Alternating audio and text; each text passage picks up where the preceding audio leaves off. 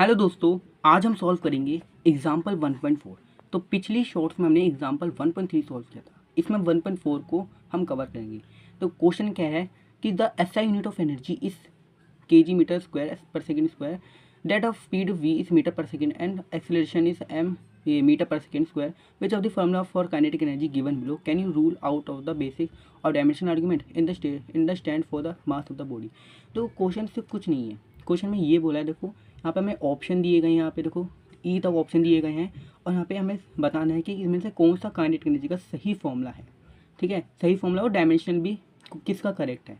अब यहाँ पे देखो डायमेंशन किसका करेक्ट होगा, है ना, जो जिसका सही फॉर्मूला होगा। जैसे कि यहाँ पे हम देखो, जैसे कि हम स्पीड की बात करें, यहाँ पे लेटेस्ट एग्जांपल लेते हैं स्पीड। अब जो स्पीड का जो डायमेंशन है, डायमेंशन फॉर्मूला है, वो किसके साथ मैच करेगा, इसके फॉर्मूले के साथ ही तो मैच करेगा, डिस्टेंस अपॉन टाइम के साथ तो मैच करेगा, है ना।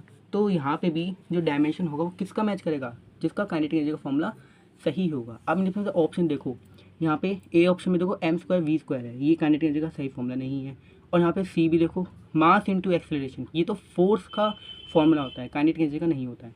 ये भी हमारा सही नहीं है और ये भी हमारा सही नहीं है। देखो बी वाला देखो क्या है, यहाँ पे देखो kinetic energy half m v square ये है, ठीक है। और हमने पिछले एग्जाम्पल भी हमने ये देखो एक सॉल्व किया था, यहाँ पे एम वी स्क्वायर, देखो ये काइनेटिक एनर्जी का ही फॉर्मूला था। तो इसका मतलब क्या है कि इनमें से कौन सा ऑप्शन सही होगा, ये बी वाला, क्योंकि बी वाले में काइनेटिक एनर्जी का ये सही फॉर्मूला है।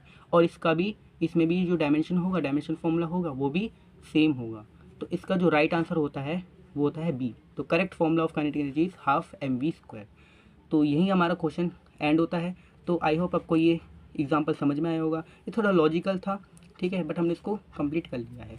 तो हम मिलते हैं अगले एग्जाम्पल्स में। तब तक के लिए बाय बाय, थैंक यू।